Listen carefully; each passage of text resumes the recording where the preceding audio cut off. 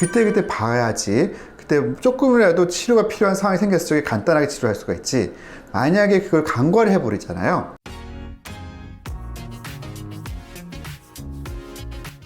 안녕하세요. 두발로 병원 이강입니다.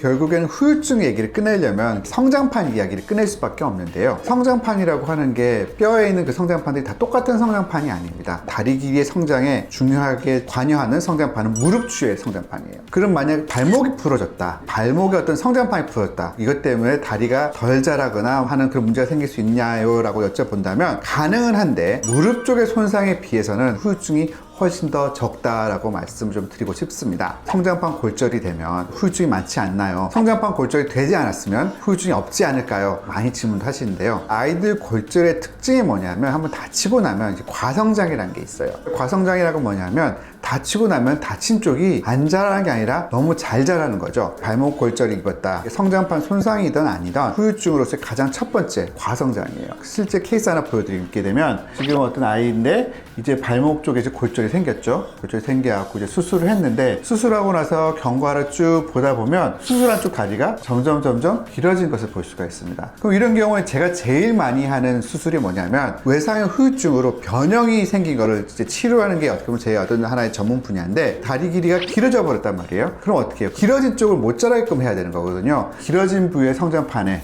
핀을 박습니다. 근데 그럼 부러진 발목 쪽에 박는 게 아니라 보다시피 무릎 쪽에 박아요. 왜 그러냐면 무릎이 다리 길이 성장에 있어서 관여하는 부분이 훨씬 더 많기 때문에 그걸 컨트롤하려면 결국에는 무릎 성장판을 잡아야 되는 겁니다. 무릎 성장판을 딱 잡아놓고 있으면 어느 정도 세월이 흐르다 보면 짧은 다리가 긴 쪽하고 비슷해지겠죠. 비슷해져 오는 시기에 딱 되게 되면 그때 그 핀을 딱 뽑으면 이게 동시에 비슷하게 자랄 수가 있게 되는 겁니다. 그래서 이런 문제가 생겨요. 이런 거는 성장판이 손상이 됐다라고 해서 뭐 잘생기고 성장판 손상이 아니다라고 해서 그런 게 아니다라는 겁니다. 골절 자체가 이제 그런 문제를 일으킨다라고 말씀드리고 싶고요. 후유증 얘기를 꺼낼 것 같으면 의사라든지 환자분이 어떤 관리를 통해서 그것을 예방할 수 있는 건 절대 아니다라고 말씀드리고 싶습니다. 그렇지만 무릎하고 달리 발목에 있어서는 길이 성장에 많은 관여를 하지를 않기 때문에 발목의 성장판이 완전히 다 깨져서 박살났다 하더라도 나이에 따라서 물론 다르기는 합니다만은 정강이뼈 골절 많이 생긴 나이대가 보통 초등학교 고학년 아니면 중학교 이제 1, 2학년 그때거든요. 그때는 사실은 발목에서의 그런 성장판의 잔여 성장이 이렇게 많지가 않습니다. 잔여 성장이 많지 않다는 건 뭐냐면 손상이 돼서 그게 완전히 더 이상 성장판이 기능을 안 한다 하더라도 다리 길이에 많은 영향을 미치지 않는다는 거죠. 무릎하고 달리 발목에서는 길이에 영향을 많이 안 미치기 때문에 발목 좀 다쳤다라고 해서 걱정하지 않으셔도 된다라고 말씀을 꼭 드리고 싶습니다.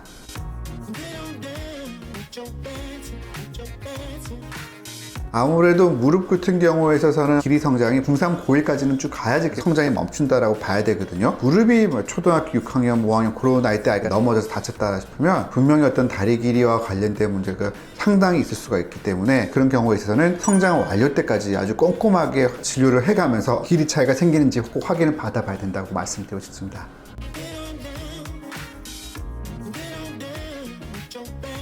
외상 후의 합병증에 있어서 호르몬 치료의 영향에 대해서는 아직까지 이렇게 밝혀진 게 많지 않아요. 솔직히 말씀드리면 어떤 정상 아이에 있어서 키를 키우기 위해서 하는 성장 호르몬 치료는 우리나라가 유일할 겁니다. 그래서 그런 데이터가 어디에도 없어요. 해외에서는 호르몬 치료와 관련돼서 어떤 데이터가 거의 1960년대부터 있습니다. 근데 그건 다 어떤 아이들이냐면 유전적 질환이 있어서 터너증이라고 하든지 저신장을 유발할 만한 그런 희귀 질환이 있는 아이들한테 있어서 어떤 호르몬 치료의 데이터는 벌써 60년, 70년이 된 축적된 데이터들이 있는데 정상 아이들에 대한 데이터는 어떻게 보면 우리나라가 유일하게 그걸 다 갖고 있는 것 같아요. 골절을 입어서 아이가 안 자랄까봐 그러면 호르몬 치료하면 그 도움이 될까요? 라고 여쭤보신다면 성장 호르몬 치료는 몸 전체에 들어가는 거다 보니까 그 다리에만 관여하는 게 아니잖아요. 여기에 대해서 제 추측이고 제 이론적인 걸 말씀드리자면 우리 각도기라고 하는 게 있잖아요. 각도기에 보면 이렇게 쭉 벌리잖아요. 그러면 5도를 딱 벌려놨다 쳐요. 그럼 짧을 때는 5도가 이 간격 차이가 얼마 안 되죠?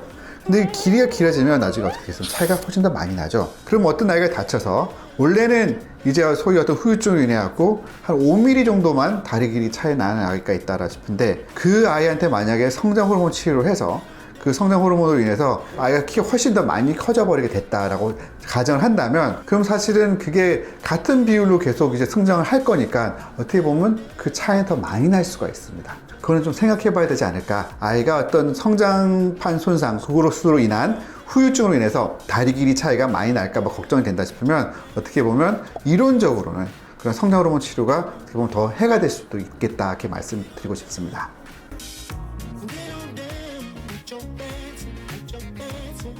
다치고 났을 적에 그 후유증 예방하는 방법은 사실 없는 게 사실입니다. 결국에는 조금이라도 그걸 줄이고자 하고 그 치료를 좀 간단하게 하려면, 아이가 다쳤으니까 그 다친 거가 다 붙었다 싶었을 때 그걸 끝낼 게 아니라, 분명히 그러면 그 담당 의사 선생님이 언제 보자고 할 거예요. 되게 번거롭게 뭐 3개월마다 봐요, 방학 때마다 봐요, 1년 후에 보자고 할 적에 그때 봐야지. 그때 조금이라도 치료가 필요한 상황이 생겼을 적에 간단하게 치료할 수가 있지, 만약에 그걸 간과를 해버리잖아요.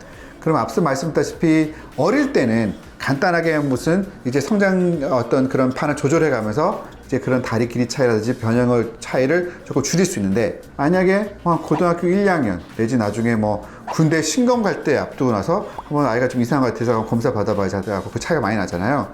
그럼 그때부터는 공사가 정말 커집니다. 그때는 말 그대로 다리를 자르고 부수고 다 해야 되는 거예요.